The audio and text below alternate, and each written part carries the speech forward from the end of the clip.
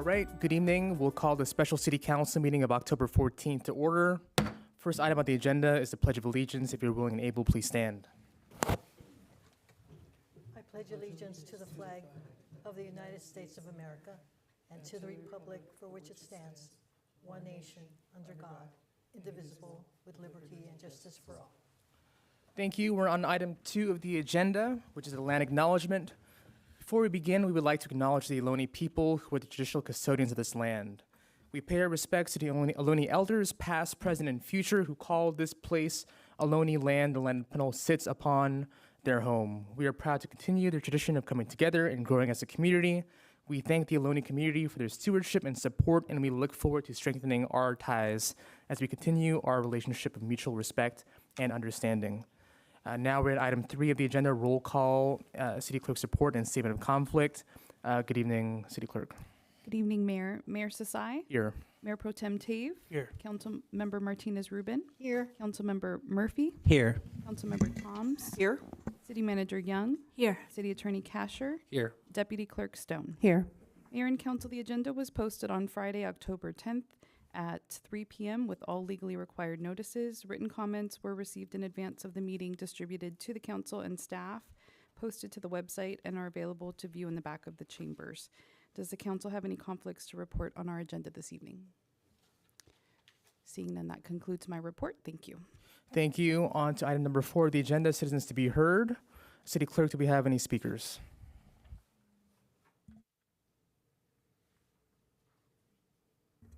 There are no public comments. Thank you, and online as well. Correct. Just a second, Mayor. For citizens to be heard, or for the workshop item, would you like to speak at citizens to be heard? Thank you. All right, thank you. Well, that takes us to the workshop item, item 5A, which is our financial workshop, and I'll pass it over to City Manager for a presentation. Please go ahead. Right, thank you. Good evening. So Director Gilroy and I will be tag teaming throughout this presentation, and what we're really hoping to do is just provide some groundwork and basic structure and then open it up for the council for further discussion. So we'll go ahead and get started. Thank you all for agreeing to join us for this special meeting, especially on a topic that we know can be a little bit more challenging to discuss, but we do really appreciate it. So, as a little bit of background, and PCTV, can you share my slides, please?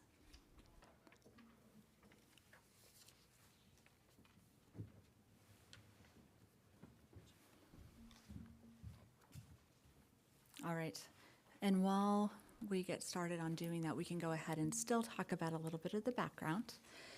So, as has been discussed at multiple previous council meetings and in previous of our budget workshops and then our budget discussions as well, there are ongoing financial concerns that will need to be addressed in the next few years in order to keep the current service level.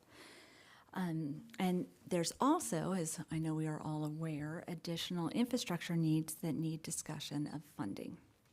So those include, but this isn't an exhaustive list, a structural deficit of about $3.5 million that will start in our fiscal year of 28-29, as well as $60 million of road rehabilitation needs and $60 million of additional infrastructure needs.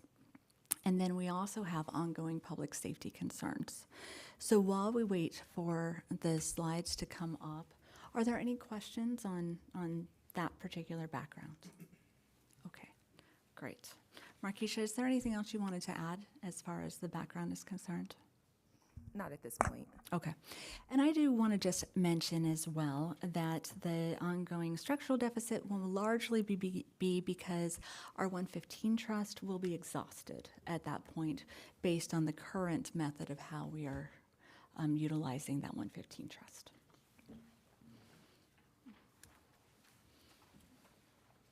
Okay. Madam City Clerk. Yes, so the PowerPoint that you have in front of you is also in the agenda packet. And so for folks that are viewing in the public, you can pull up the agenda packet and we're trying to get it broadcast. So if you could just allow us a couple of minutes, it'll be right with you. Beautiful. Then I'll go ahead and keep going, as everybody in the audience hopefully has access to those packets, and then that'll come up soon. All right, thank you. Okay, so what we wanted to do for this particular workshop is to bring forward some potential revenue strategies that you all could discuss and decide on potentially pursuing. Nothing tonight will be decided on that this is the strategy we are that we are definitely doing. They will be strategies that council is giving us direction to explore. And that will come back in future agenda items, as well as potential polling, and then those that seem to be the strongest, if it is council's direction, would then be moved to go onto a ballot for 2026, possibly later. So staff is currently looking for direction on which of these strategies for us to go ahead and pursue, and that includes which ones you would like to have on the future agenda items, as well as which ones you would like us to include into polling. And because there are multiple options for potential strategies, we'd like direction on 2 to 4 ones for us to focus on, because they do take a fair amount of staff time. Polling also can be expensive, ballot measures can be expensive, and we want to make sure that we are utilizing both our time and the budget in the most efficient way possible. As I mentioned, all of these items would have to come back to council for exploration and to be approved before they would move forward onto the ballot. So the first one, any questions on that piece before I keep going? Okay, great. So the first one we wanted to talk about was a parcel tax. And this is an example of a potential revenue strategy, and what we would recommend is having it as a special tax for police and for public safety specifically. That would require a 2/3 vote, but what we would be looking at is a $250 per parcel per year parcel tax. That would bring us in $1.5 million annually. And that would allow us to maintain our service level and possibly add 2 new officer positions. One of those would probably be the position that's currently frozen, and another one might be a traffic officer. Great. There we go. There's the background. Thank you, PCTV. If you wouldn't mind moving forward a couple more slides until we get to the parcel tax slide there. That's perfect. Thank you.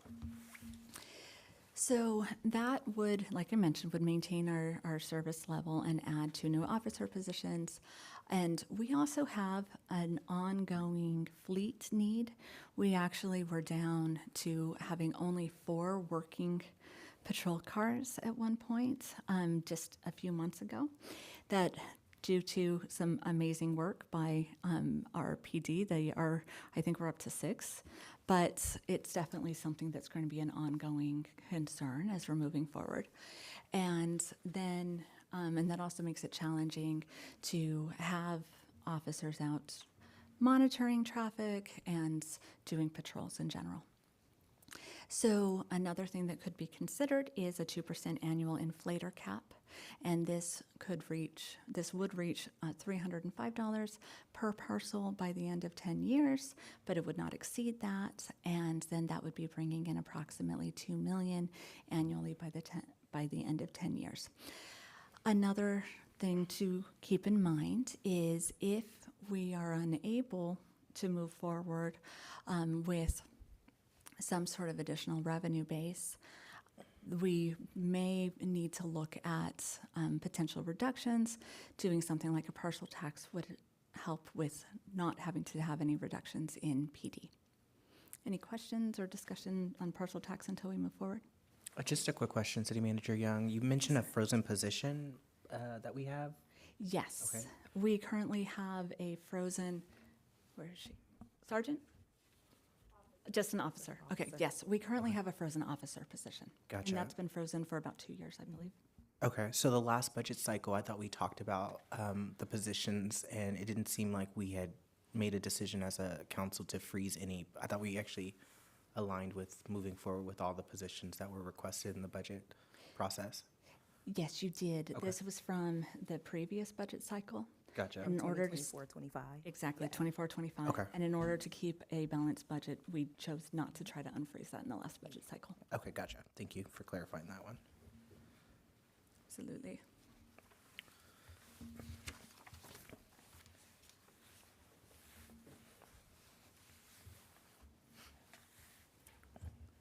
Okay, could we bring the presentation back up? Thank you. So the next potential option that we wanted to discuss would be a more traditional bond program. And a bond program can be varied. They're very scalable. We tried to bring about a 20 million bond program because that's one of the sizes that we've been discussing. As I mentioned before, we do have about 60 million worth of road projects. This would probably allow us to tackle about a third of those road projects, and then ideally with a slightly stronger way, so it seemed more like close to 50%, 40 to 50% of our roads were being improved. So, and I'll go into some additional examples of what we could do as we're moving forward. So again, this is another 2/3 voter approval. It also would require oversight, typically an independent citizens bond oversight committee of 5 to 7 community members. And then we would need to make sure we were being very transparent with annual audits. We would want to definitely have a project dashboard and performance reports. Even before we moved forward with the bond project, we would probably want multiple citizen engagement workshops and discussions and really finalizing each potential bond project that was going to be discussed in the larger bond program. Often with a larger bond program like this, we'd send out a little workbook too of each of the various measures and just make sure that there was a lot of discussion with the community before this moved forward. This would sunset after a 20-year term, and there would be no renewal unless approved by voters because it is only and can only be used for the specific projects that the voters vote on as part of the bond program that we present. So, as an example, again, this is about 20 million. We're looking at a general obligation. So this would also be property tax based. The term would be for about 20 years. Right now, interest rates have just taken a dip. So we could be looking, we would most likely, should we move forward relatively soon, if interest rates don't change too much, at around 4.25%, which is pretty good. Our estimated annual payment would be 1.52 million.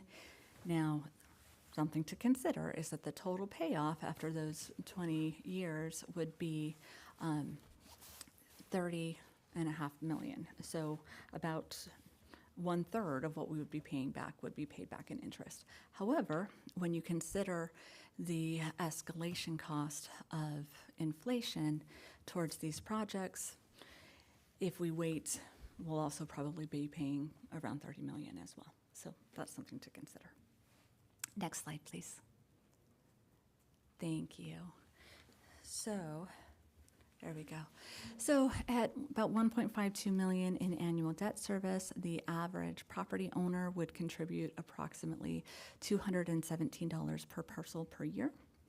So looking at that for about $18 per month, each property owner can invest about in 20 million in essential safety, street, and or park improvements, depending on the direction that council would want to go, should you want to pursue the bond program. So for example, again, this is just an example. This could be a way that we could put out a bond program. It'd be 15 million in street rehabilitation, another $1 million in public safety equipment, and upgrading the PD building as well. Another $1 million that could go to park restrooms, playgrounds, and pool restoration, even possible expansion. $3 million that could get our all of our public buildings back up to standard and could potentially include following some of our CAP direction, which would include electrification and solar. Another $1 million for streetscape improvements, lighting, maybe a downtown revitalization, maybe grants for small businesses, things along those lines. And then we would need to allocate from that $20 million, approximately $2 million for bond issuance, construction management, and contingency. All of this obviously can be shifted a little bit, especially since that all actually adds up to about $23 million, but it's just giving you an idea of examples of things that could be done. All right, any questions on bond program before we move on? I have a question on that. So we previously talked about a parcel tax that could supplement operational expenses. This bond program could supplement capital improvements. Is the idea that the general fund would save money on capital expenses and then be able to backfill the operational deficits that we have? That is the idea. However, I want to be very clear, we also need to look at two separate pots of money. We have a large infrastructure need, and then we have a large operational need. So determining where the priorities are, or if you all want to tackle both of them, I think it's going to be part of the conversation that we need to have. So there could be, though, with the bond program, that could buy us time operationally to exactly that. We would take out some of the funding that we were currently planning on using for capital projects and be able to use that for operations. It would be one time, so it would just bridge a gap, but it would bridge a gap while we were then able to look at other revenue sources, hopefully from things like developers continuing to come in and upcoming sales tax and so forth, by the fact that we're making our city more attractive. Thank you. Through the chair, I have two questions related to the bond program. The example given here is a term of 20 years. Would there be any prepayment allowed in the event, very, very optimistically, that there might be some revenues we don't know about today, but maybe year 4 down the line, there might be something that could help toward the payment? Would any prepayment be allowed? So most of the bond programs that we have looked at, prepayment would be allowed, and they even have ways that you can buy down your interest faster. So even if you weren't able to do a full balloon payment, if you were able to, sort of like with a mortgage, do one more payment a year, we could significantly reduce the interest cost. Okay. And the interest rate example here, would it be a fixed rate versus a variable rate? We are looking at fixed rates with the idea that sometimes if rates were to drastically lower, which again is unusual, often you can refinance your bond. Okay, thank you. That's it. Okay, great. All right, thank you. If we could bring the slides back up. Okay, so the next piece, so this is cannabis tax or a cannabis revenue share. We will be bringing this back currently on November 4th for a larger council discussion. But we wanted to go ahead and at least have it on your radar as we're discussing this so that it could be looked at a little bit more. And our city attorney Kasher is doing more work on this, so please forgive the fact that this is a little bit still just a little vague and high level. We will be bringing back a lot more details on November 4th. So, but a few things. So there's two different ways if there's an interest in cannabis tax or cannabis retail tax or cannabis retail revenue share, where we could move forward with putting it on the ballot, and it could be modified, again, this is an example, based on some of the other cities that we've seen. If we were to move forward with 2 to 3 dispensaries, we'd be looking at approximately 200 to 300,000 annually. This would be a general election. However, one of the things that's interesting about this particular tax is you can choose if you would like it to be a general election or a special tax. The other option is if we did want to move forward with this with an ordinance, we would need to have multiple community engagement sessions, but this is something that council could choose to explore with an ordinance. Some other cities, El Cerrito and I think Martinez did it in a similar way. We'll bring all of that detail back for you as well. And this would be something that would be voted on by council. The amount is fairly similar either way, depending on the way that it's structured. Any questions on that before we keep going? Yes, ma'am. Couple questions. It would, maybe this is something to be brought back. We're talking about a tax on dispensaries or a tax on the consumers? Would it be tax on percentage of the purchase, or would it be an excise tax? So typically the way I've seen it, and I'm going to defer to our city attorney as well, is it would be an additional sales tax that would be added to, often as a pass-through to the customer, but will be a certain percentage on the overall sales tax that the retail dispensary brings in. So for example, if they bring in $1 million in profit and we might have an additional 2 or 3% tax. So, so then that makes me think of gross receipts, tax on gross receipts. Mm-hmm.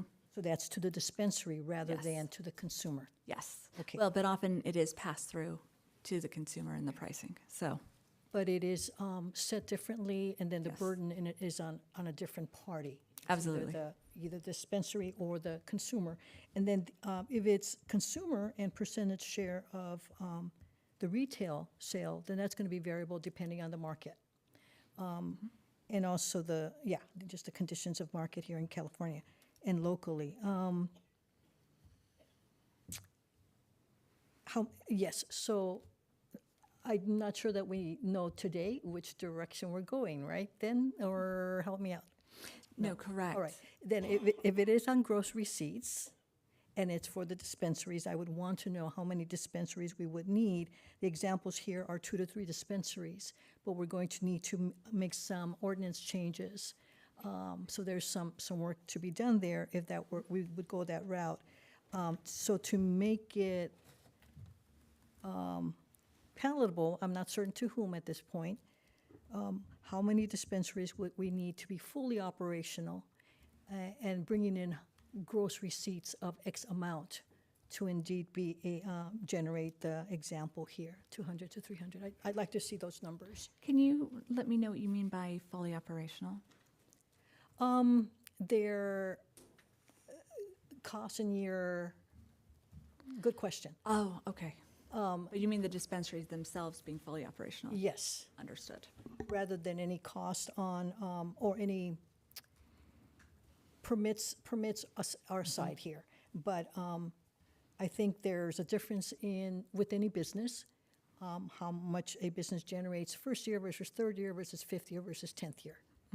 So what are we talking about here? Are we expecting a first year of a very experienced dispensary to yield this? So I want to see the numbers.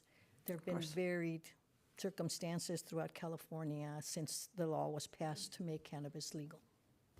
Yeah, thank you. No, thank you. That's great. That's very helpful. We'll bring that back on November 4th for with those answers. Could we bring the slides back up? Thank you. And can we go to the next slide? There's more.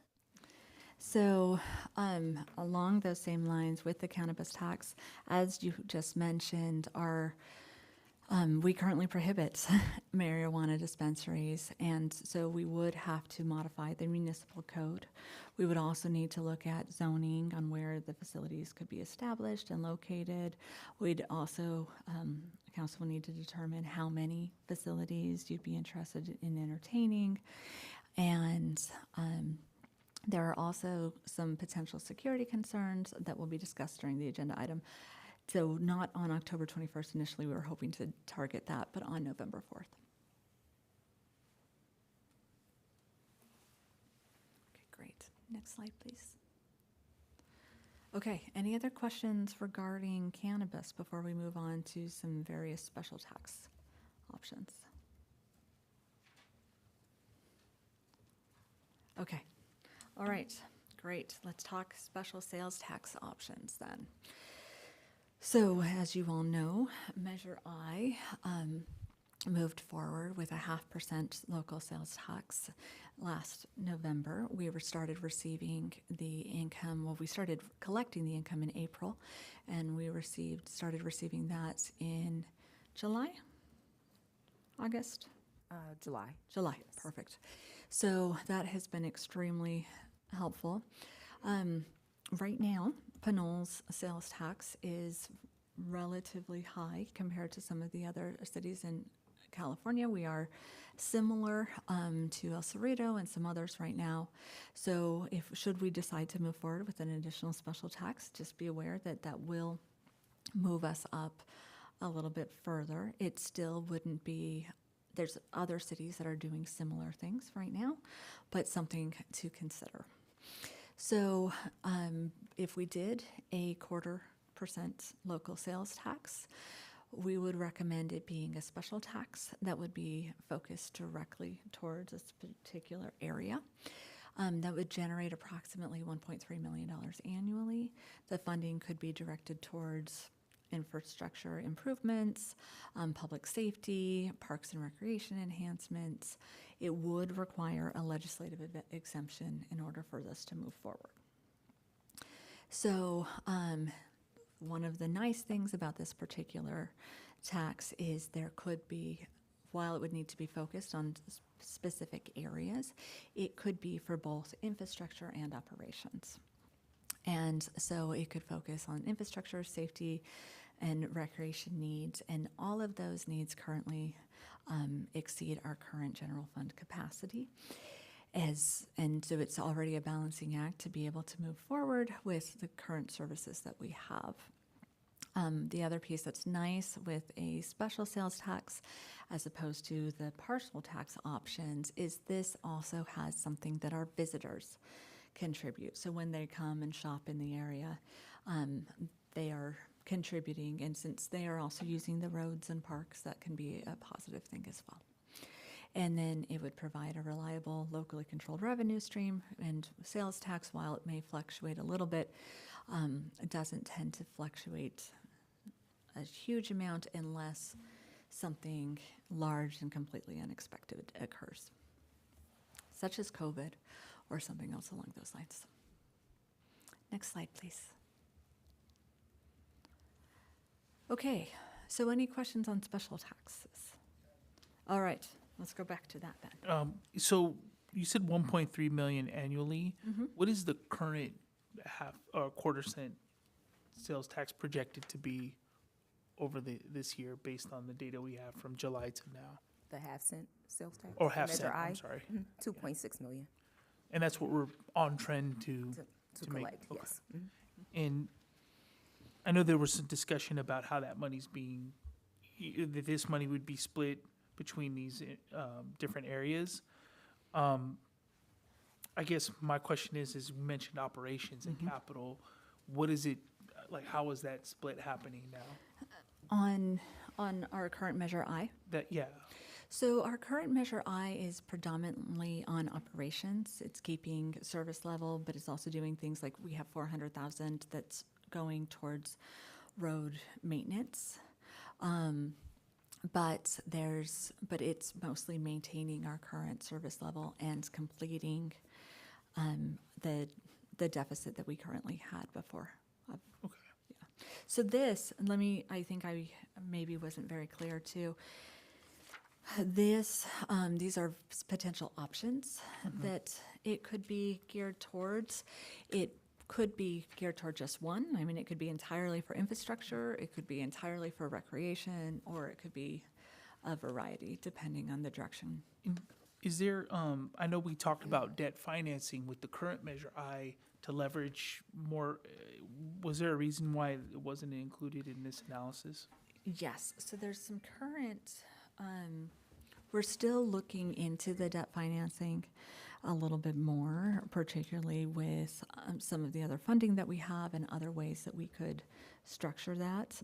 So that is still a potential option, but that's something that's right now with Measure I, it's just keeping our budget balanced, excuse me. And so trying to look on taking on debt financing until we can figure out how to resolve some of our impending structural deficit. There's some concerns about that. I see. And so bond would be, there was a service amount for the bond, which was like 1.5 million, or 1.52. Would it be the expectation that Measure I would then be servicing the bond debt? So possibly, should things go well, right now, the way that we have this structured as something to look at is it would be, I think, $217 per property that would then be levied to guarantee bond payment over the next 20 years. I see. Okay. Thank you. Absolutely. A question on the special sales tax. When you say legislative exemption, what do you mean by that? Is that, again, the same thing where there would have to be a bill introduced in the legislature naming Pinole and signed by the governor specifically for the sales tax? Absolutely, Okay. exactly. Okay. And we're at the cap. So we're currently at the cap, so that's why we would need the exemption, because then that cap could be raised, which is how other cities have also done that. Right. I mean, Thank Mayor, Go ahead. we're over the cap. Right now. Exactly. And so we would have to then Raise the go back cap to the voters At and, the, and go over the cap again. after getting the possible legislative exemption. Right. Got it. Okay. Thanks.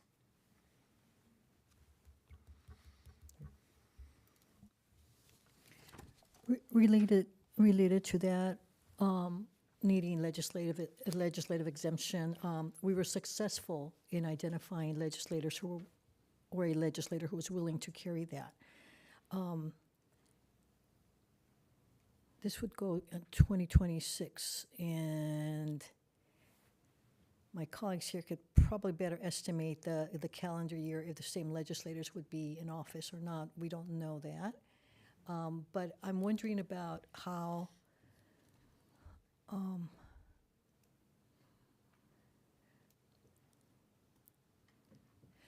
whether the likelihood, the probability that we would have any support, and whether there might be any cities that are going, even more cities going this route because circumstances are comparable among other cities. And I think it was 3 locally that required exemption. Locally meaning in our region, that might be greater in 2026, requiring more legislators to face the fact that their decisions as well as others' decisions are affecting local cities, right? Okay. All right, lots of ifs there. Thank you. I just wanted to make note that I have heard that MTC is looking at introducing a sales tax increase to cover transportation needs. So we could possibly be competing with that as well, so. And Councilmember Toms, that's for the general election of next year? Regional, gotcha. Yeah, and if, I think that is going to happen. I think the governor signed that to be on the ballot. Thanks. So we'll save the comments for comment section, so we'll just continue with the presentation. Thanks. All right, thank you. Could we put up the slides again to page 10? I think it's the one right before that. There we go, perfect. Thank you. So these are just some timelines to keep in mind should you decide you want to move forward with any of these potential options, or if you would like to discuss other items. So we would start with financial modeling and community engagement and so forth relatively soon. And then in around June 2026, you'd want to do council approval of the resolution and ballot language. And we'd be targeting the November 2026 election date. So we really are at the point to get started on any of this, should you want to move forward. And then in 2027, for example, there would be a bond issuance and first wave of capital projects, should you go that direction. Or if you're going a different direction with parcel tax, again, in 2027 would be when we'd start seeing some of the various other projects. And then the idea that everything, if we'd move forward with any type of infrastructure projects, would probably be completed around the 2028, 2032 time period, possibly a little bit sooner. So just keeping an idea of the general a timeline in place. Because even though 28, 29 feels like it's a little ways away, it'll be here right around the corner. All right, next slide, please. So some potential costs, and I'll defer to both the city attorney and city clerk on this as well, with any additional information, as well as, of course, Director Guillory. But the expectation is that polling for 2 to 4 of these items would be around 50,000. We're looking at about 14,000 per measure to put things on the ballot. And then public information, we're going to need to be both doing so in public and having workshops, as well as providing information and handouts and flyers and so forth. So we're looking at around 20,000 for that. So, next slide. Okay, so what we wanted to do now is open it up for more questions and then additional conversation, really for council to determine which, if any, of these items you would like us to focus on over the next few months, including which items you'd like us to include polling for, and then which items you'd like us to bring back as future agenda items for discussion. All right, thank you, and we'll bring it back to council questions of staff before we go to public comment. Any overall questions? Councilmember Yeah, I Thomas? have a couple of questions. Let's see, a parcel tax would require 2/3 vote, correct? Bond program, 2/3 vote, Correct. and cannabis tax, Cannabis tax would be a choice between either a general election, which would be 50%, or a 2/3 vote. okay. And then the sales tax. Sales tax, we could do another general tax, which would be the 50%, or if you wanted to do a special sales tax, then that again would be a 2/3 vote. Okay, thank you. Absolutely. Any other questions from the council before I move on? Mayor, I have a question. Go ahead, please. Thank you. On slide 4, let me not confuse folks, I'm sorry. Slide 2, there is a reference of a structural deficit of 3.5 million starting in fiscal year 2029. Is that structural deficit based on the assumption of the $6 million contract we have with the fire district right now? That includes that. That includes that? Yes, So includes that. would that be at 6 million, or is that an increase? It increases about 5% per 5%. year. Okay, perfect. I just want to make sure. Thank you for that. So that assumes that we are continuing the contract, Yes. essentially, from staff's perspective. Okay. Thank you. And then one of the things I wanted, and you may not have this now, but it just came to my mind, is that we have so I'm referencing the $6 million, which is about 18% of our budget to Confire, but there's also about $13.4 million that we fund in professional and admin services. It'd be great as a next item of information to have is how is those professional and admin budgets separated between departments? Okay. My understanding is I think most of that is in community development, but I don't want to assume that. So I just would love that information if we can get that in our next conversation. Breakdown, yes. And I know that's about 10% of our budget. So that would just be helpful to determine our next steps, especially depending upon if we are moving forward with a special tax to something. I had one more question. Oh, is there a reason that the parcel tax recommendation or suggestion or strategy included public safety but not fire, the fire district or fire service? So, not necessarily. The reason why we currently have that is public safety is one of our largest department costs. And so, if we had a way to help fund that, some of the other general fund concerns could be lessened. Police, you mean? Police, exactly. Additionally, public safety has, as I mentioned, some ongoing equipment needs and other things. So they are, forgive me, but they are one of our more expensive departments. And so, but it's also something that's critical in order to maintain the livability of Pinole. So a parcel tax could be a general parcel tax. It could be something that included both police and fire. It could be something that we had to fund recreation. But that was the one that we would recommend based on our current needs of what we've seen and our current projections. Gotcha. Okay. And the reason I asked that is because I'm still looking up the information from 2022, I believe, but I wanted to see, and we'll probably get to this at some point, but I wanted to see what was the polling that we received around the question on the parcel tax before. I'll check just to make sure, but it would just be important to kind of see what we've already polled residents in the last 5 years about, and whether or not that included fire and police, or that was a general statement of public safety services. I'm not really sure, but just wanted to make sure. But thank you. One more question, please go ahead. All right, so with the recommendations listed on page 13, or slide 13, staff recommends either a bond program for infrastructure and a parcel tax for public safety, or a special tax for public safety.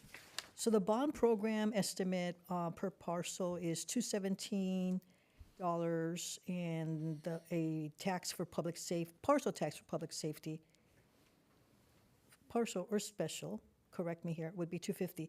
So as a resident, I can anticipate if these would pass, at least budgeting $467 additional to what I currently am paying on my homeowner's taxes. If we decided to go with that full amount. Okay. When it comes time for education, I'd like to see what that amount pays in terms of, the cost for services relative to other things that we consume or that we have to pay for in life. No, that's very general. But yes, they're very easily, the one other big expense that comes to mind are medical expenses and how easily those add up. And I know that some of those are absolutes for many people. They have to incur those costs, and they just do because it's part of life. I'm generalizing here. But in order to be able to compare, again, what are we getting, what do we pay for when when we're asked for additional money of our income? Yeah, thank you. Right. And Mayor Pro Tem. So this question might have been asked, but how much are we paying in the fire contract? For this current fiscal year, For the record, yeah, it's approximately $6 million. 6 million. So has there been any thought to baseline that with the voters on a tax? Instead of doing contract, make it permanent? It's potentially annexing. Yeah. That has been under discussion. That is something that we could potentially bring forward. So it'd be something that our voters would then vote in under, I don't know if it's a parcel tax or how that would shake out. I'm sure you guys would go through that, but we would be solidifying that contract permanently. Doesn't that free up the money that we were paying for the contract? Not necessarily, because How would that work? a portion of our property tax would then go to Confire. Okay, Under the contract, we pay under a contract agreement right now, but if we were to do annexation, that means our property tax revenue is gonna decrease. would decrease Yes. by the 6 million? Well, we would have to do an Not the analysis. same, Yeah, yeah. fiscal impact Okay. analysis. So I'm just wondering if we were to baseline that, would that be able to help us kind of level set that area and then focus on another area? We could find out, based on sort of our current discussions, like as were mentioned, we would need to do a further analysis. Our current understanding is that it'd be fairly equivalent, Okay, but it would be something we could look into. voted in, okay. Given these timelines, I guess the question I have is, we just recently passed a Measure I at 67%, I think it was, or the 2/3 vote. I think it's important for us to talk about what we're doing with that money and how it's going to helping our citizens and making sure that we're providing good services. And as that evolves and gets to a point where we have that plan, what do we see? I mean, we say things like, public safety, we say things like fleet, and I mean, I guess the specifics to that, we got a new park, right, or a new soccer field, we have other things that we're able to provide. Is there a way to package this and kind of lead into, okay, this is how this money is going to support our strategic plan?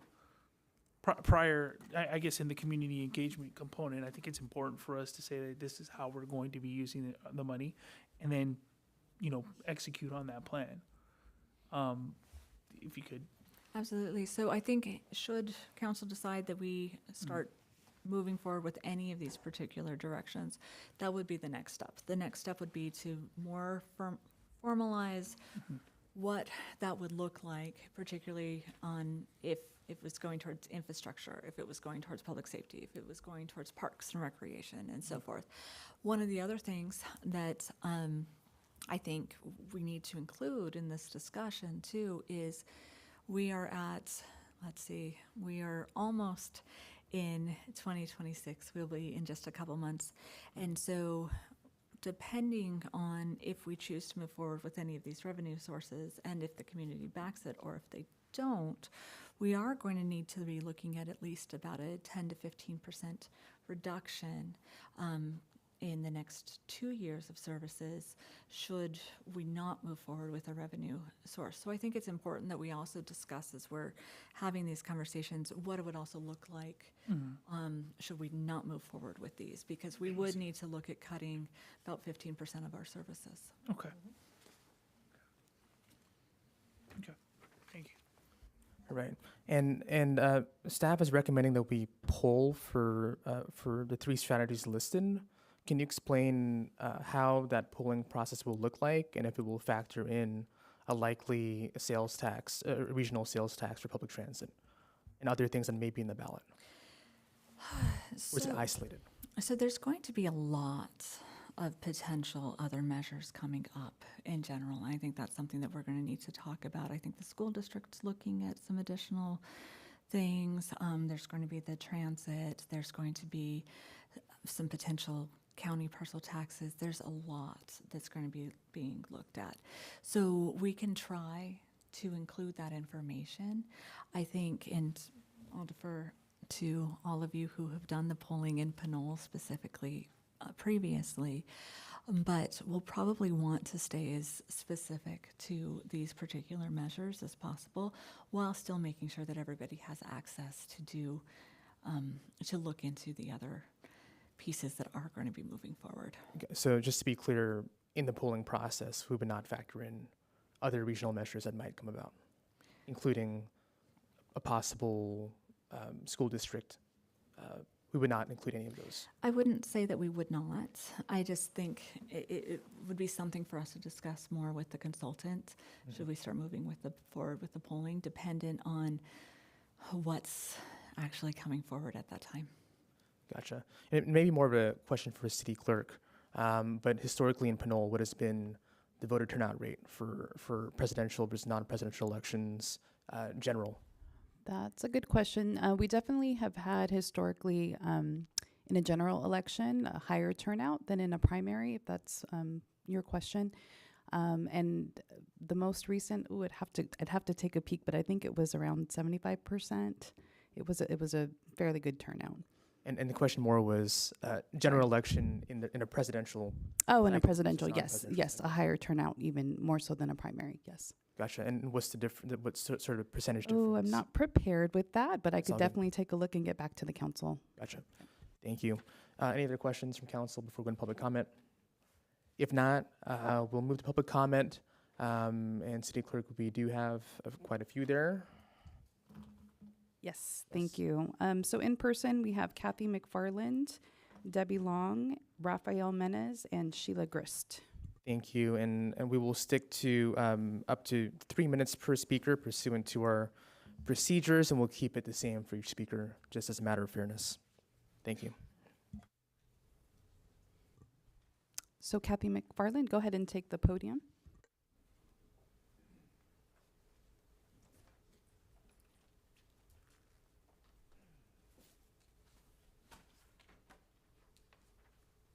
Hi, my name's Kathy McFarland. Good evening, Mayor and council members. The city is once again asking for more money, now totaling $120 million. I'm sorry to interrupt. Would you mind speaking to the mic, please, so we can Oh, capture? Thank you. Okay. The city is once again asking for more money, now totaling $120 million from the homeowners who are already paying more than enough to the city. The city has been making its own problems, especially by the pro-housing road it has taken. We now have 556 units in a 1.4-mile radius that the city has approved. In whole, we have 618 new units. I also see, per the August 25th meeting, that suggests that the old Safeway site to include a mix of ground floor retail space, residential units, and amenities. Also, Mr. Martinez has suggested multifamily rental apartments and condominiums. There should be no more density housing in Pinole.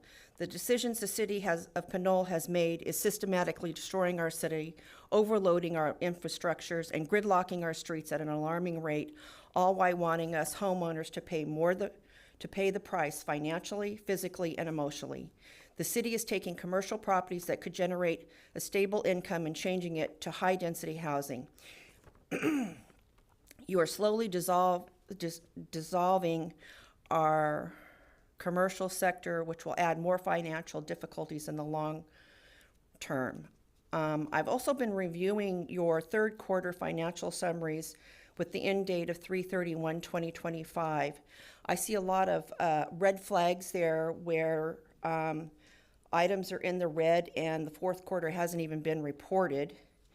And a lot of the funds were barely hanging on because you actually started with a good financial base, but with the deficit, it took a good financial hit. And I also was looking through your same financial summary. The original budget, which had 11 different funds labeled road maintenance with a total of adding up to over 11 million, yet year to date on the third quarter paperwork, you only spent 1 million for the road maintenance. And as of looking at your total assets that were dated on 6/3/2024, the only last big road project maintenance that was done was in 2022 that was just over 1 million. Any work prior to that was done between 2012 and 2015. So where's all this money gone that's supposed to be for road maintenance that doesn't look like there's anything on any of the paperwork as a paper trail? Okay, thank you. Thank you.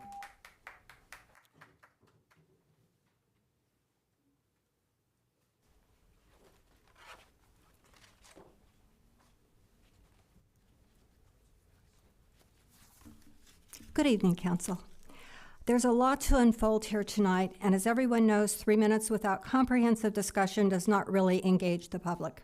So first and foremost, I am requesting that in addition to the revenue strategies that are listed on the staff report, that you include a minimum of 3 workshops where we are not limited in our time or ability to interact with staff, council, and other community members. Additionally, I believe it would benefit everyone as well as lending to transparency if a group of volunteer citizens not appointed and assisted by staff member from finance to get together to review the budget in detail as to what the council might consider cutting back. Then, with recommendations, report back to the council through staff. If polling is done, it might be better reflect a more accurate outcome as to how receptive people are to additional taxes. I know the budget has been passed and comments were heard in June. However, there was never mention of an additional parcel tax at that time. And just to note, the council has never made cuts to anything in the budget except for 2 police officers. In fact, just the opposite.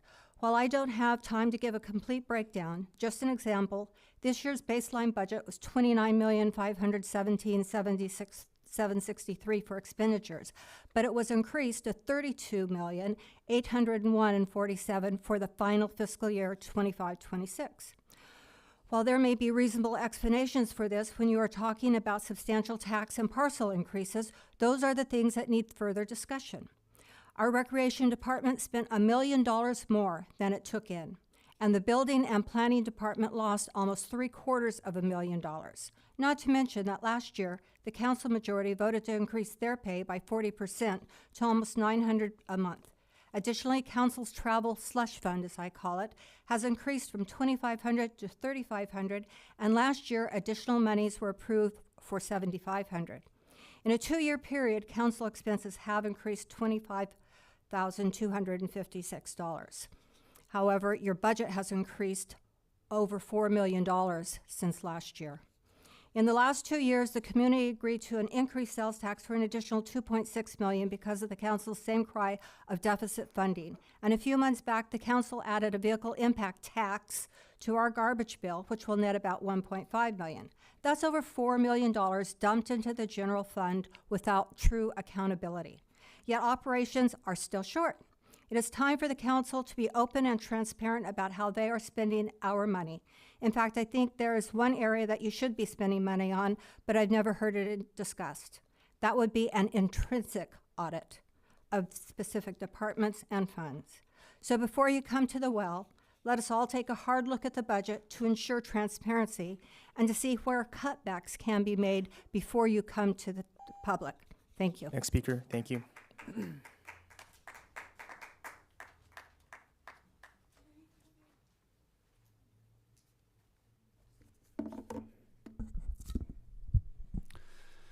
Good evening, Mayor, Council, staff, and members of the public. My name is Raphael Mess. I'm a resident of Pinole, and I have a few comments I'd like to make with regards to this finance workshop. First, just as sort of an overall comment, I think it would have been beneficial if we had some more background information attached to this presentation. I know that, for example, I believe sometime in 2022, there was a study done to show basically long-term deficits that the city was facing. And again, in 2024, as part of the polling process that was mentioned, there were studies done to assess the funding challenges that the city's facing. So I think that would be relevant information for the council and the public to have attached to this. I tried to look it up, but wasn't able to hunt it down directly. I'm sure it's out there somewhere, but a failure on my part there. Secondly, I would note that based on my recollection of the last round of polling, there were basically 3 topics polled. There was users' utility tax that polled around 35%. There was a real property transfer tax that polled between 45 and 50%, depending on the assumptions around it. And there was a sales tax which polled around 55 to 60%. And again, this is my recollection. I don't have the exact numbers to hand, and my apologies again for that. But I would suggest to the council that if you're going to be going back to the voters with polling over a number of ideas, that in addition to a parcel tax and a sales tax, that the city also consider bringing up the concept of a real property transfer tax to compare its popularity to the other options if we're already considering making a charge on homeowners to parcels directly. It may be more palatable to say, what if we had a real property transfer tax on all sales of property over a certain threshold, say $1 million? Would you be more likely to favor that over a flat parcel tax on all parcels of, say, $200 a month, potentially escalating up to $300 a month at the end of a 4-year term, or a bond measure doing $217 a month, but leading to a substantial amount of that being spent as interest? And finally, I do think that it would be worthwhile to have the specific details of our ongoing fund deficit broken out. I remember, I think it was in June, that the city was considering whether, with the regards to the Section 115 trust, that it wanted to spread the fund out over time or to basically keep things as they are currently, have the fund run out of funds in 28-29. I think the implication that of Director Guillory's comment is that the council went for the latter approach, but I'm not certain. So I appreciate clarification. Thank you. Thank you. Next comment, please.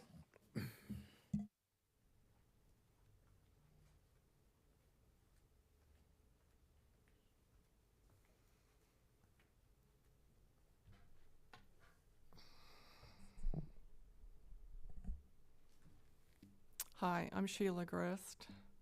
I wasn't really prepared to speak tonight, but I thought I'd put in my 2 cents, or maybe 3 cents these days. What's going on in the country today, I don't think it's a good idea to even look at this stuff. I know that the city is not funded. I heard years ago that it's not sustainable. It hasn't been for decades. I think that you should really look at cuts on the fluff. You got to cut the fluff in order to make sure everything else is taken care of. You really have to think about that. You got to cut this fluffy fluff. I know that we got a lot of junk mail in the mail that's Halloween stuff or whatever. We got to get the stuff in the mail that really counts. This is what we got to cut this. We're going to have that. If we cut this, we could hire 2, 3, 4 more cops. You know, we could finally finish paving Terra Hills Drive. We own over like 3/4 of that road. I really think that you guys got to take a second look at this and just like toss it, or just do cuts and don't tax us anymore. This taxing little bit here and there, this is ridiculous. You're going to tax everybody out of here. And I heard that also that Blackstone bought the Kmart place. You know who Blackstone is. We're going to be in big trouble in a few more years if this regime hangs around anymore. Thank you. Thank you. Next comment. There are no more public comments. All right. Thank you. And just check on online, no comments as well. There are no comments online. All right. We'll bring it back to council for comments. And is there, thank you. Thank you. We received written correspondence before this meeting. Thank you. And we'll go back to comments from council. Anyone want to start? Thank you. And through the mayor, I do have an answer to your earlier question, if you'd like. Just Yes, the please. comparison of percentage for voter turnout in presidential versus non-presidential. So in the last 2, we had a 73.31% and an 82.58% in presidential versus 56.19 and 68.76. So, you know. About 3%, give or take. I'm sorry? 3%, give or take, different percentage difference. Right, so between 56 and 73 and between 68 and 82. I mean, it varies by election, but wanted to provide that. Thank you so much, City Clerk. Well, I'll just get us started here on comments from council. Thank you for the, I guess, update on the cannabis retail tax item. And I know it's coming back. I just want to confirm that this will come back to council in October 21st? November 4th. Gotcha. And then on the presentation, it says that there are potential security concerns that will be discussed during the agenda item on October 21st. Was that a typo, or are we receiving any update there? We were hoping to bring it forward on the 21st, but we ended up moving with the November 4th. Okay, so November 4th. Yes. Thank you. And then, as described here as well, the potential options are not just the general election for a special tax or general tax, but it'd also be a fee that some cities would be moving forward with, right? With cannabis? With cannabis. So it would typically be a revenue profit share, so there'd be a certain percentage of the revenue. Revenue profit share. Mhm. Okay, thank you. And first, a few initial thoughts on this, of course, and thank you to Councilmember Thomas for bringing this up, but we'll likely see a regional measure for public transit next year. And the council voted to support the legislation that would allow that to happen, be brought forward to the voters. And it's a critical measure that if not passed by voters, be very concerned about the very existence of some public transit agencies here in the Bay Area. So we've discussed that. I think having that regional sales tax in combination with a local sales tax is it's not really an attractive thing, even as a voter myself, to see that on the ballot. I think there's just way too much there. And so as we move forward with discussions about these different taxes, one thing I'm seeing here is it's a special tax for public safety. And I think that's a great idea to fund that up. I think voters would be receptive to that. That would take a 2/3 vote if it's a special tax. And again, my concerns about having a regional tax measure next year and what that would look like, 2/3 is a really high threshold. And so I'm concerned about that. I think these options are great. I think for me, I would personally rather have polling done for 2028. I understand the sort of challenges that we're faced with in the coming years with a structural deficit, but at the same time, we're just fresh off of Measure I. And very thankful for voters for putting that in. But at the same time, we need, I think, my feeling getting from every resident that I'm talking to is that we need to have tangible progress from Measure I funding before we can move forward with get another tax, whether it be a parcel tax or a sales tax. And so that's the feedback I'm getting from the community is that we want to see progress. Our roads are not in good condition. A big part of the discussion, but with Measure I, though it was not a special tax, was that we would see improvements in our infrastructure. And so I think that it would be slightly offensive to the voters of Pinole to bring forward yet another tax measure in 2026. That's my outlook in my conversations with everyday residents, folks who are very involved in council meetings, folks who are not involved at all in council meetings. And so I think we ought to focus in on Measure I funding and tangible progress, especially in the areas of deferred maintenance. And so those are my comments. I'll pass it off to any other council member who wants to add anything to that or just another point. Councilmember Martinez. Yeah, thank you. Yeah, I think to expand a little bit on what you just said, I think one of the reasons we're not seeing tangible progress is because we don't have the staff available to implement what has been planned and for which only this spring, are we starting to see any revenue at all. So, there's often that tension between the ask or the request of additional funds from any source, whether they be taxes or otherwise, and the desire to see them used right away. This one reason that government is criticized is because it's, quote, so slow. Well, there are reasons for that duration or time, and that is because there needs to be the planning that has to happen in tandem with any other plans that are already underway. We have shifts in staff and management, as had occurred only last year.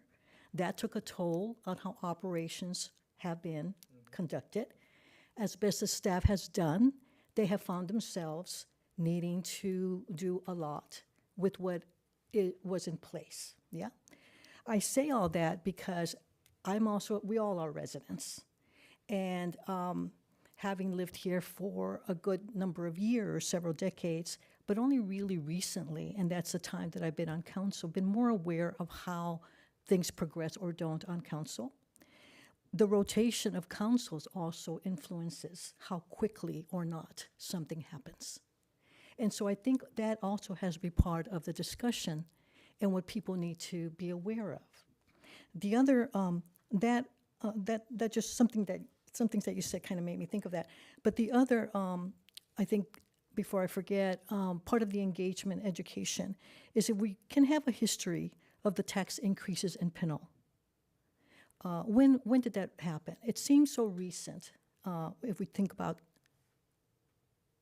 Measure I. But prior to then, we hadn't had a tax increase for a good while.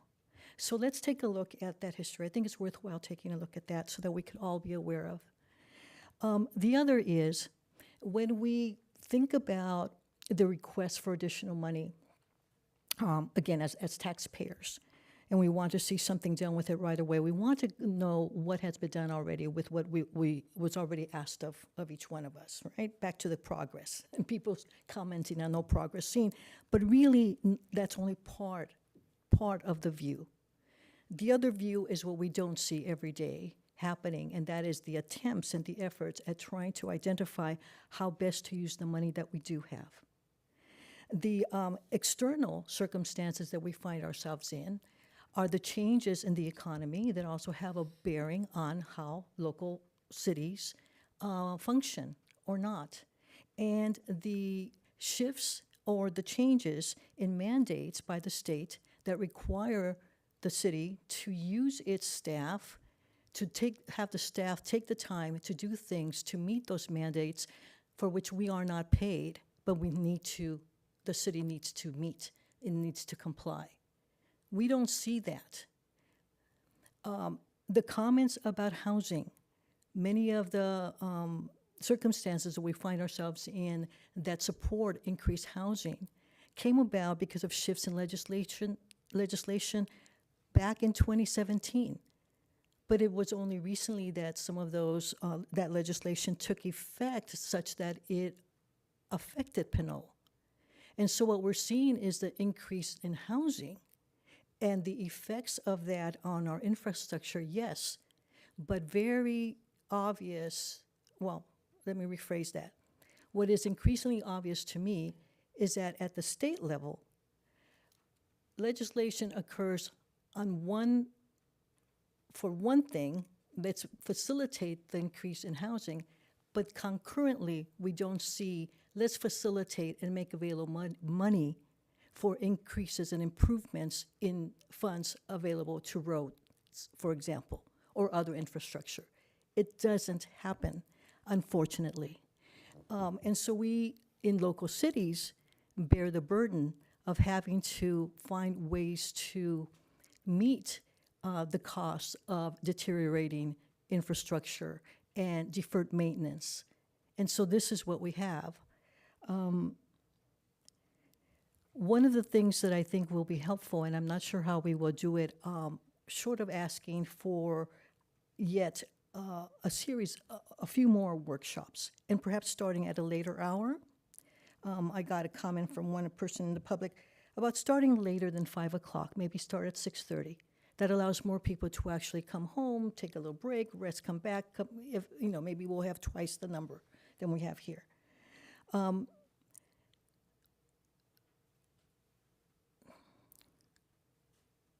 The cost of what it takes, I'll use the example that we often heard people commenting on during several of our campaign years, our election years, and the very obvious need to fix our roads, very broadly speaking, fix our roads. The amount of money that we would set aside if we were to cut the fluff does not does not compare, and we ought to have those figures.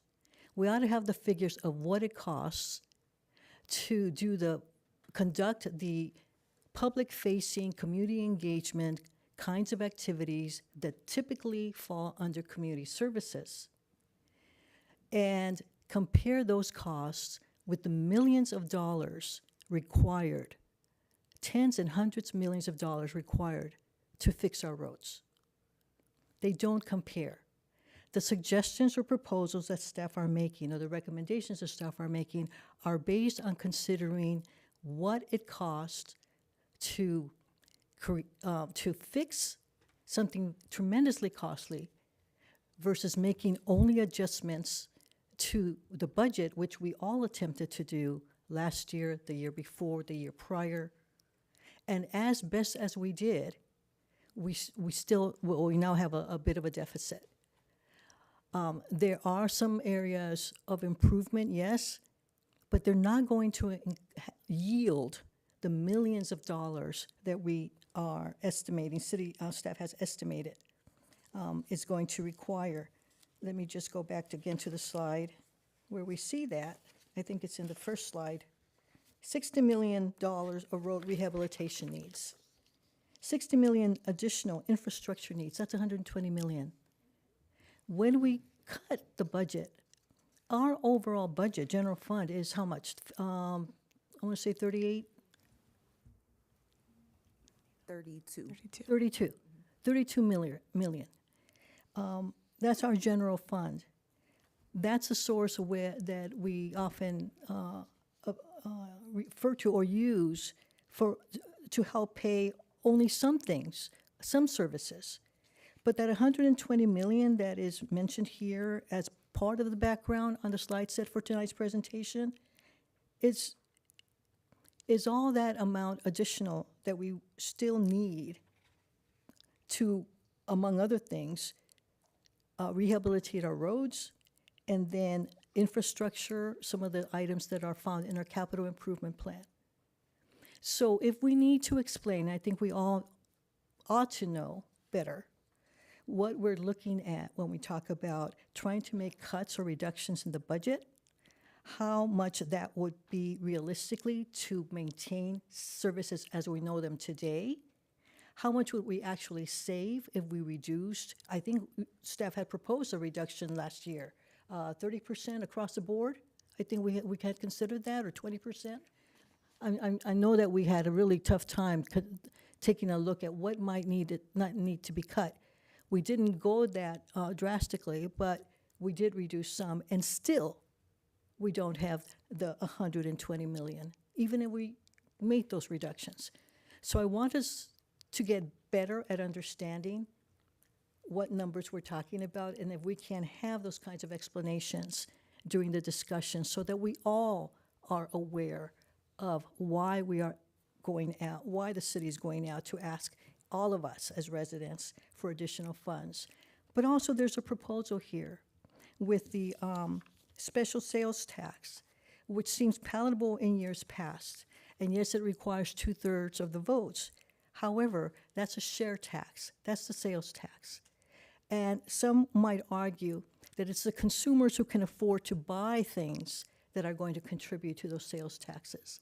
At the same time, it's the people in a certain part of their time in their life that don't consume as much who are not going to be then asked to provide a parcel tax at the time when they pay taxes for their if they're homeowners.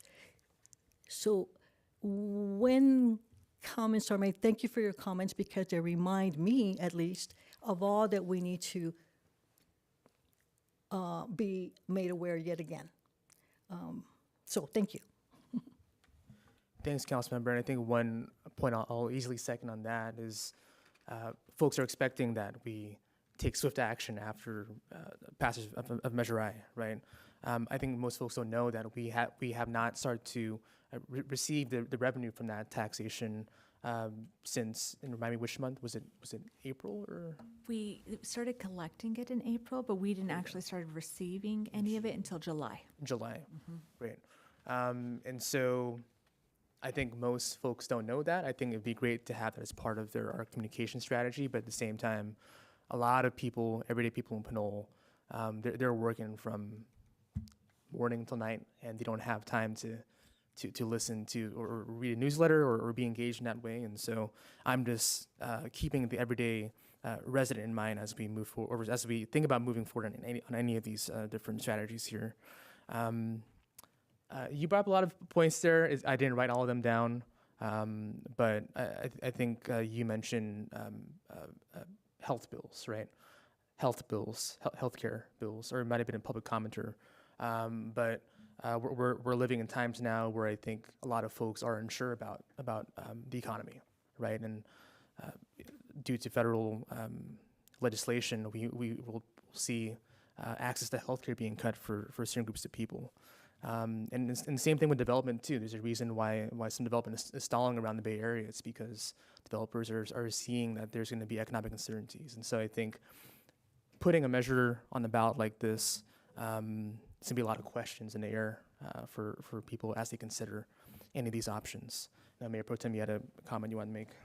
Yeah, I just wanted to kind of, I've heard the same issues in the community. You know, people want results, right? I mean, especially if they're paying an extra tax.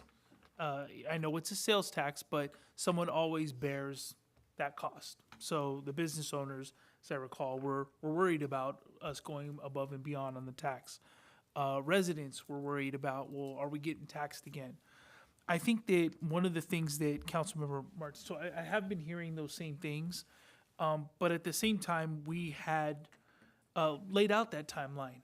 I think it was every 2 years we were putting a tax out for quite some time. And then around 2017, 2018, we didn't do those taxes for a period of time. Coming into this sales tax and it overwhelmingly being approved, I think people do want better services. That's clear, right? And I think that one of the things that, you know, in this presentation, and I'm imagining that you mentioned financial modeling, community engagement, that we will be charting this course as to how this money will be spent, what are the priorities that the community is voicing, and so on. And that will all come out. But things cost money, and they're not cheap. The costs are actually going up. And there is a level of uncertainty out there. But I think it's up to us as a council, it's up to us as city staff to provide some level of confidence and certainty and charting that course, right? And I would imagine there's a lot of homework to do in getting there. But I think the communication, I keep rolling back to when Marquisha or Director Guillory put that dollar up with the taxes. That was very simple for everybody to understand how every dollar they pay is split up. We haven't seen that for things like capital projects or services within the city. We see usually the pie graphs and everything within the financial reporting. But I think it's important for us to focus on, when we do this engagement, how we communicate, how we can make it simple enough for somebody who is getting home at 6 o'clock at night after work, who still has to do homework with their kids and still has to cook dinner and still has to do all of these tasks, so that they can simply see how things are being spent and where the results are. I feel like we weren't really certain, and it took time for the money to come in on what this sales tax would actually yield. But if we're confident that it's going to be about 2.3 to 2.5 million, then it's very inexpensive compared to the larger scale needs to plan and to have a very clear plan on how we're going to spend our money moving forward, and to have the community engage in that process. 50,000 in polling, I think, it's a lot of money, but it's very valuable to understand how the city is feeling about these certain issues. So I'm very much in favor about communicating and the modeling. I will say that there is a frustration out there as to, okay, well, what are we doing with the money, right? And how do we report out very simply and not the 600-page reports that we get? We understand it, but the layperson probably wouldn't. Somebody who's not doing council wouldn't. And so how do we communicate that down to, and also expressing those challenges? There are challenges out there, and every time we say all the great things we're doing, and then really the deficits that we've been, not performing well in. So I think it's just important for us to be completely transparent as to how this is going, the good and the bad, so that people can make a clear decision if we do go out to vote, I think they made a clear decision moving forward with the sales tax. And it was very clear on what those services were gonna be. So how that's being implemented also needs to be just as clear. And that's my feeling on where we are. So I'm very much in favor of exploring these. I'm very much in favor about what these can do for us. Councilmember Martinez-Rubin brought up a great point. If our budget is 32 million and we have 120, that's a factor. 32 million was the city budget. If we stopped everything, we would need 4 years of stopping everything in order to get $120 million worth of work done. I mean, we would have to stop completely everything. That's a factor of 4. Is that correct? I mean, that's really we're no city hall, no. I mean, everything. No employees, right? I mean, that's everything. And so I just think that it's still a factor of 4. And so we can't obviously do that. But is there a strategy to scale so that we can slow the treadmill down and then move forward? I mean, I'm just asking those questions as to what does that look like, and that needs to be part of the strategy if that's what's got to be done, and be communicated clearly to everyone, so that we're making these decisions with intention and making sure that we're getting the results that we all are hoping for. So those are my comments. Thank you, Mayor. Thank you. Any comments from Councilor Toms? Yes, first of all, I want to thank the public for coming out and for all of your comments. I think it definitely would be important for us to continue to have this conversation in a workshop format where we can have the back and forth at a time where it's more convenient to members of the public.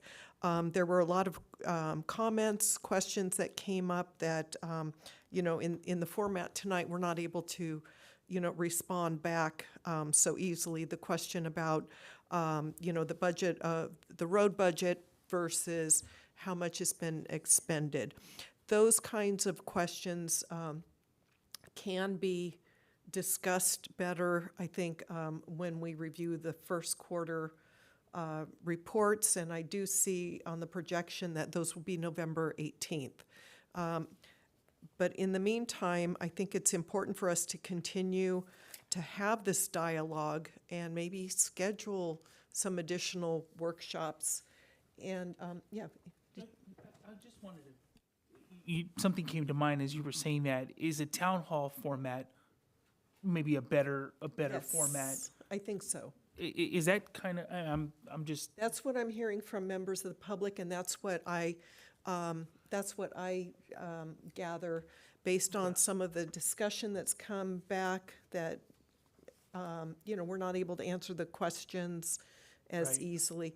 The other piece of it is, we've just started collecting the additional tax, and the public needs to see how we've spent those funds. I think staff's doing a good job, with the list of potholes and paving that's been done. I think that's important, and we need to continue that so that it is apparent, how those expenses have been made throughout time.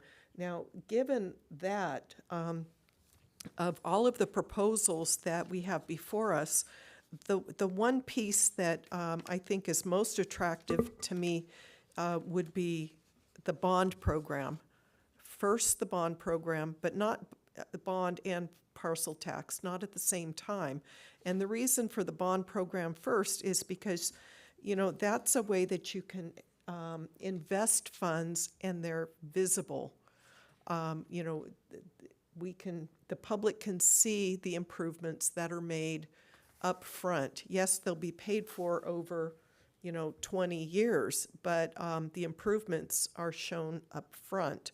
And I think, if we can demonstrate that we're able to use those bond funds responsibly, I think that's, would lead us into a more successful parcel tax for the operational side of things. That's just kind of my thoughts, but I think it's really important to hear back from the public on that. So with that, I just want to thank everybody for coming, and thanks staff for putting this together. Thank you. And for a town hall, I'm sure maybe Pinole Senior Center or a different venue other than Chambers that's a little bit more casual might be better for interaction with the public as well. And Councilor Murphy, any comments? I do. Thank you. Well, first of all, thank you to staff for putting this workshop together. This is a great follow-up from our earlier workshop around council priorities earlier this year. So thank y'all for putting this together. There are a couple points that I want to mention about things that are not said in the presentation. And I do want to commend staff on at least since I've been on this council since 2020, really pushing forward our strategy around grants. I think we didn't say that. I think we need to continue to say that. I know that for the first time, I think in the city, we have a financial policy around grants as well that we went through our finance committee and also approved as a council. And I think that perhaps is not probably centered to the piece because we're talking about what we need more. But again, since 2020, we've received at least $20 million of grants. And since our new city manager has been here in August of 2024, we've received up to $3 million in grants. And so that is something that needs to be said. And I'm going to say it if y'all don't say it. And I think that as we continue our endeavors of pushing forward and really creating a service model that old residents who have been here a long time, but also new residents, they're meeting their expectations. Our grant management process is a pretty important piece of that. And I just want to say and commend you all for continuing to do those efforts. I know that every director is constantly working on identifying grants and obviously applying to those grants, which is another endeavor. And then, of course, working through the models of getting those grants approved is another one. So just wanted to say that. And obviously, if it's not obvious, actually, just say that I fully expect that our city will continue to work towards identifying grant opportunities at the local, at the regional, state, and federal level, because there are grants out there. Even with the new administration, we're still seeing cities receive grants at the national, across the nation. And so I think that's really important. I also want to say that I know there was a statement or perhaps words around cutting fluff. And I know that, again, since I've been on this council, I've probably been very adamant about thinking about ways that we are and have cut our fluff. I think we've cut a lot of fluff in the city over the last 4 or 5 years. And so I just want to commend you all on doing that. I know over the last year, we've certainly sought $800,000 in savings of some sort. And so those expectations have already been met. Again, saying that to staff, because I know you didn't put it in this presentation as we are looking forward, but again, the work that has been done today is not in a silo. We've done a lot of the savings and cost savings work, and also we've done a lot of the seeking of grant work. I also want to say that we've done a lot of community engagement work as well. I was the council member who suggested that we do a Measure I town hall after it was approved. I believe there was about 100 to 150 people at the senior center earlier this year, and we talked about Measure I. We talked about how we should be using that money and what type of projects residents expected out of Measure I. And so I want to say that I will, of course, be more supportive of doing more workshops, but for those residents who think that this is the first or last conversation, it has not been. We continue to engage residents through mailings, in-person conversations, one-on-ones with staff, coffee chats, certainly myself holding coffee chats with individual residents, but also with community members and business owners as well. So this is definitely something that we're committed to doing, and we have already done. And we get a lot of resident support from those town halls and community workshops. So again, the city council meetings are about business and passing and making sure we move business forward. We have other alternatives to ensure that residents who are interested in having more deep discussions have those options. And so, of course, we continue to want public comment, but again, this is a business meeting, and so I just want to encourage residents to lean into those opportunities that we've already had, but also that we continue to have as forms of engagement. The piece about Measure I that I want folks to know, I did during the budget cycle also request that staff provide expectations on how Measure I is going to be spent as we are in that current budget cycle.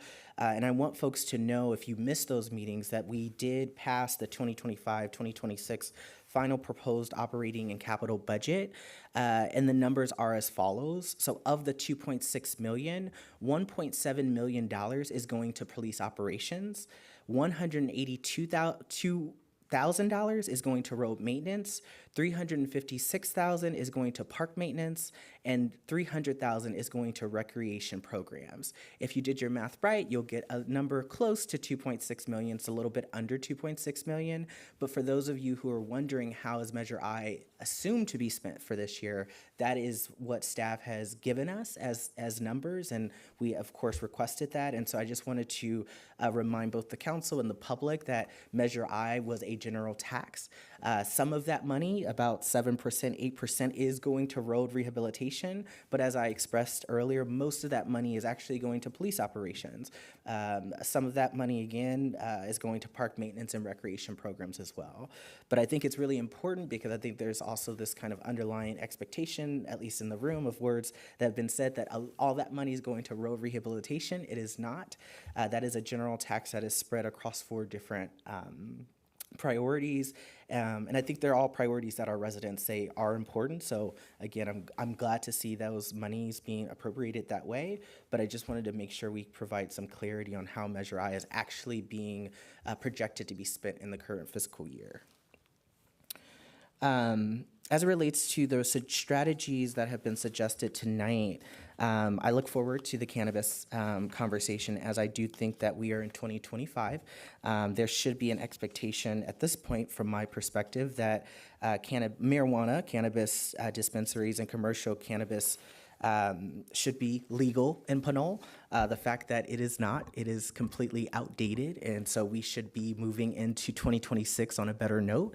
So I look forward to that conversation at the next council meeting, or excuse me, the November 4th council meeting, and hopefully we can move forward those ordinances that put us into the new year in the right way, because I do think that we have been, frankly, losing out on monies that could be in our budget and that could have helped us since, I believe, 2018, which is when Proposition 64 was passed. I could be wrong, but again, we've been losing out on money because of our archaic laws.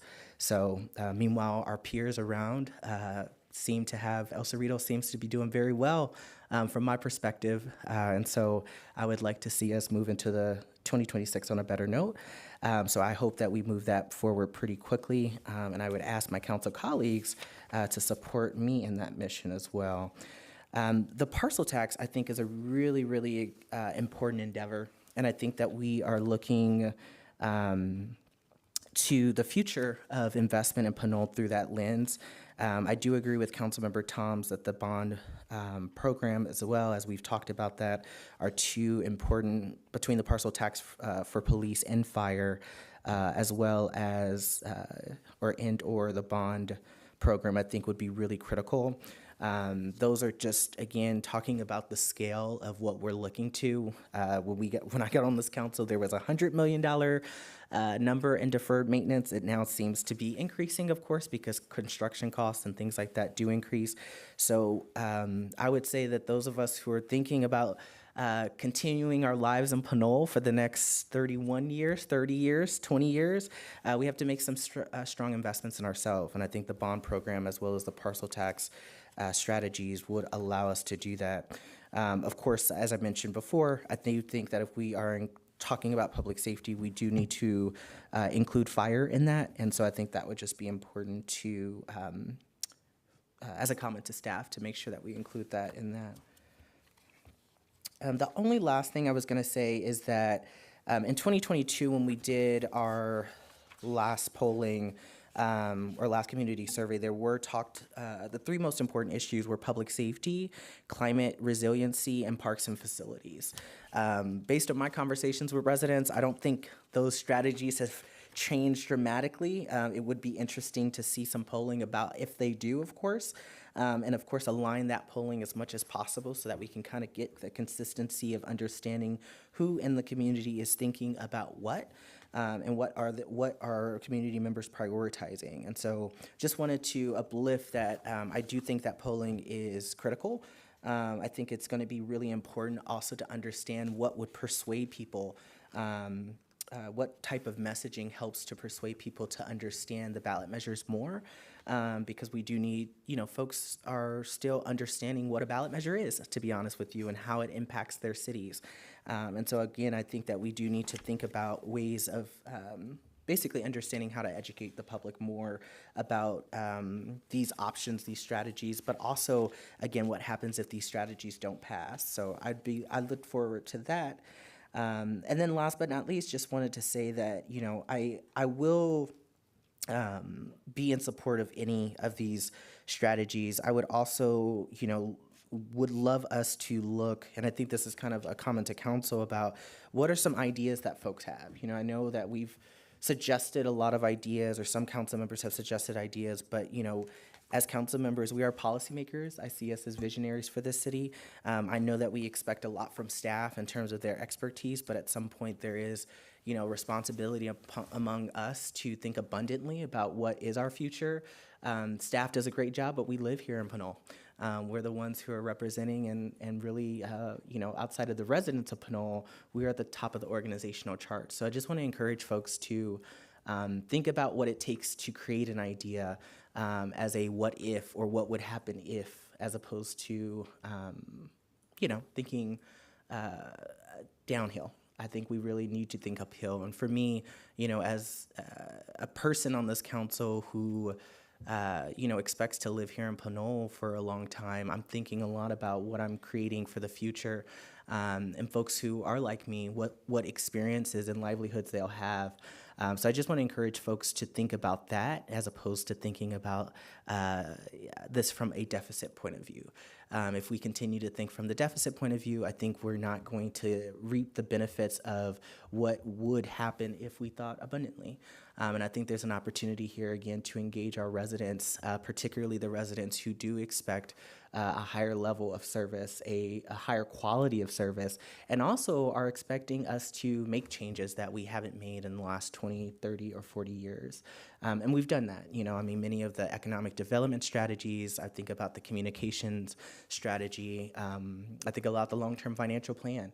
Many of these plans we had not had. And so, yes, government is certainly moving slow even for me, but I do say that the work that we've done, or I guess I should say at least for the 5 years I've been on council, the work that we've done I think is really critical to thinking about the future and thinking abundantly about the future as opposed to at a deficit. So looking forward to talking more about these strategies. Thank you, Councilmember Murphy. Any other comments from council? Seeing that there's none, any motions from council? I'll move that we recommend, I'm sorry. Let me start over. I move that council support staff's recommendation for continuing their work regarding polling and future agenda items related to the bond program for infrastructure and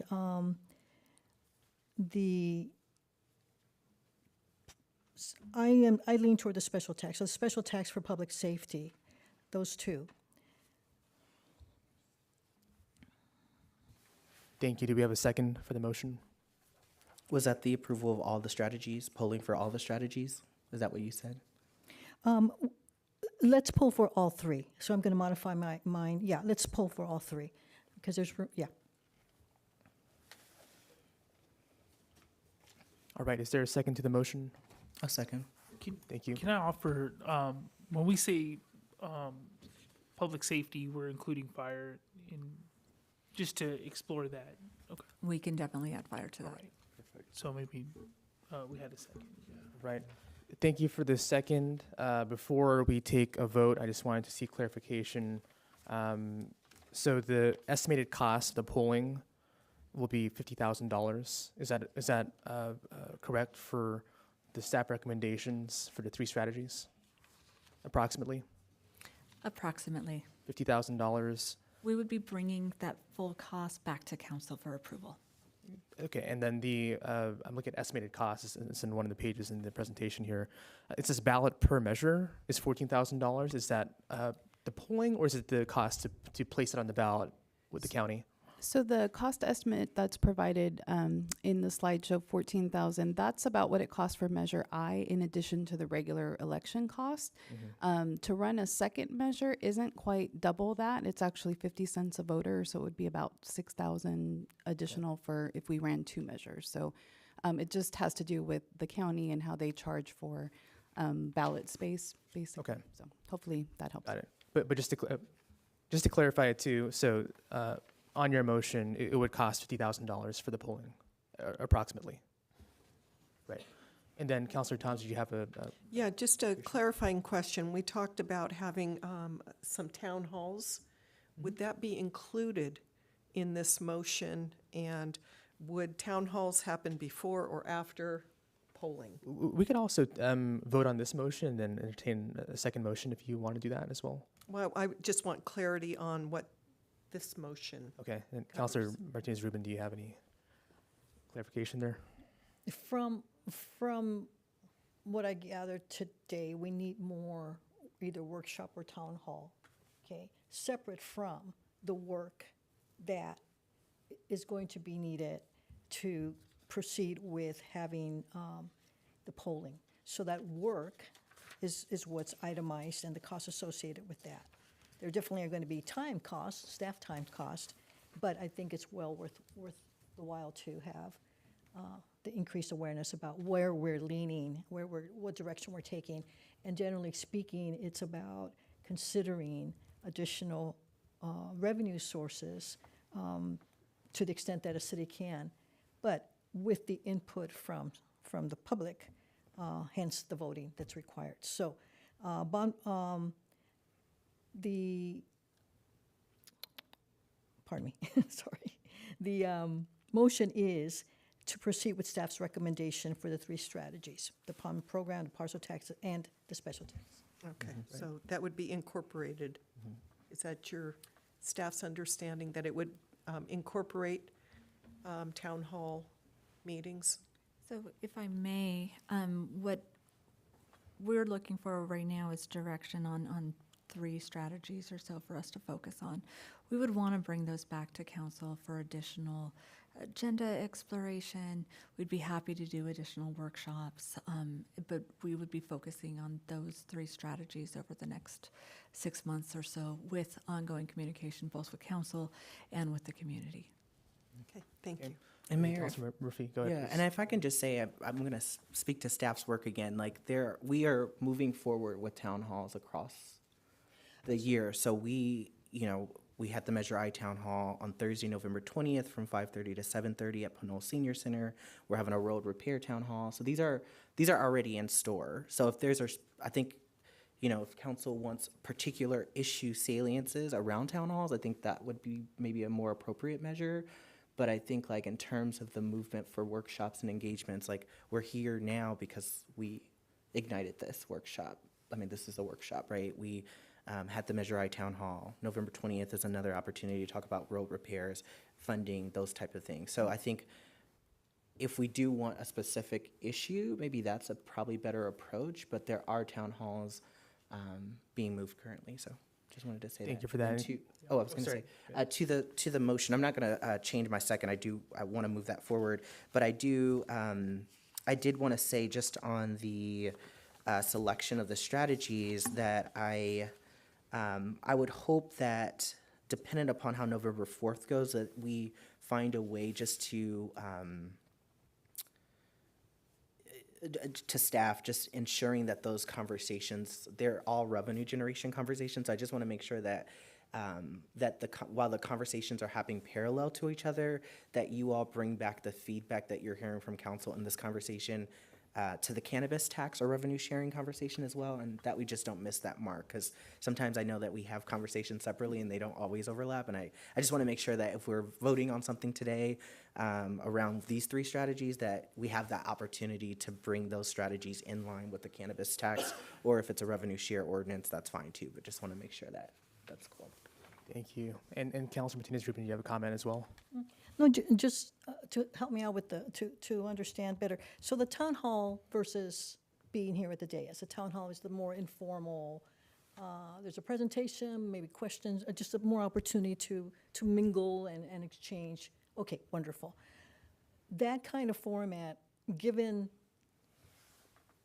the public comments made today, I think we ought to have one. How specific is it? It's about going to poll for these measures. I think that might be the item to have a town hall around. And that's not to substitute the public engagement and town halls that are going to be associated with the actual polling eventually. Yeah. Thank you. And then one question I had here too was, just to be clear, that the polling that is a part of your motion to direct staff to do that, that would be polling for the 2026 general election. Yes, Okay, 2026. gotcha. And yeah, just before we take it to the vote, again, my sort of feelings about this conversation has stayed the same since the beginning of our conversation here tonight. And it's that, a priority for at least me.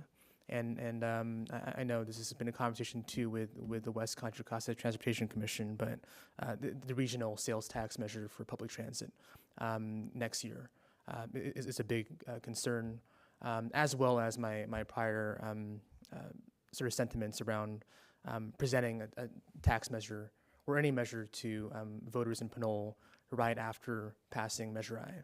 And so with that being said, I do have concerns around how voters will be receptive to any sort of measures in 2026. I think that 2028 will be more appropriate.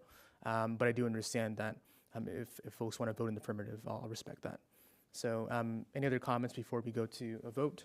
Just one question, I'm sorry. To the city manager, city attorney, is there anything around these strategies that would prevent us to, if we move forward with either of the three strategies provided, that would remove us from putting that on a June 2026 ballot? Legally, I guess that is more my question. I'm sure capacity is a question.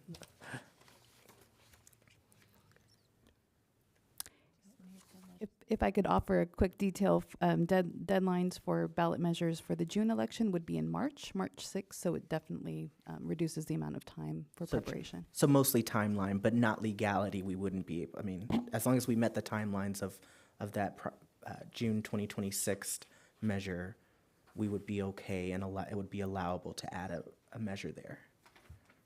Is that correct? Through the chair, that's correct. And then there's just some nuance. So, for example, the special legislation, if that's needed, the time to do that in advance of, the March date. So we'd have to work backwards, depending on the direction from the council. But I think, to your point, it's really more of a timing issue. Okay. Yeah. Thank you. If I could add one more piece, should you all decide you want to move forward with a bond program, there would be some additional pieces that we would have to do. So again, it's just the timing, it's not a legal piece, but there would be both engaging a company to work with us on that and some other logistical pieces just to think through. Gotcha. Thank you. All right. And City Clerk, do you have the motion captured? I'd love to repeat it. So the motion was to direct staff to move forward with polling for all three strategies listed in the council recommendations on page 17 of the presentation for the 2026 election. That would include communication with council and the community. Is that accurate? Is that accurate? Okay. All right. Thank you. And we can call roll, City Clerk. Yes, you have that's a a second? second. Yeah. Thank you. Councilmember Toms. Yes. Councilmember Murphy. Yes. Councilmember Martinez Rubin. Yes. Mayor Pro Tem Tave. Yes. Mayor Sasai. No. Motion carries. Thank you. Any other motions from council? If there are no other motions or other comments from council members, does staff have anything else that you would want to share out on this item? Yes, just if I may, yeah, that transportation measure in November is important. It's a regional measure, an emphasis on regional measures. So although we are interested in having eventually, if it should pass, some funds would come to our transportation authority here in West Contra Costa, specifically WestCat. The polling that we're considering having happen would be for a bond program where funds would be specifically for Pinole. And of course, parcel tax speaks for itself. A special tax, and again, depending, we don't know which one is going to be favored by the voters, but these would be for funds specifically for Pinole. So it's the difference between having a very broad, we are supportive of the broad transportation measure, but again, for residents' sake, there's a distinction between regional allocation of fund via a regional agency and having funds specifically allotted to a city. Thank you. Thanks. Staff, any other comments before we move on? If there are no other comments, that will do it for this evening. So we'll close out tonight, and we'll now adjourn the meeting to the regular City Council meeting of October 21st in remembrance of Amber Swartz. Have a good evening, everybody.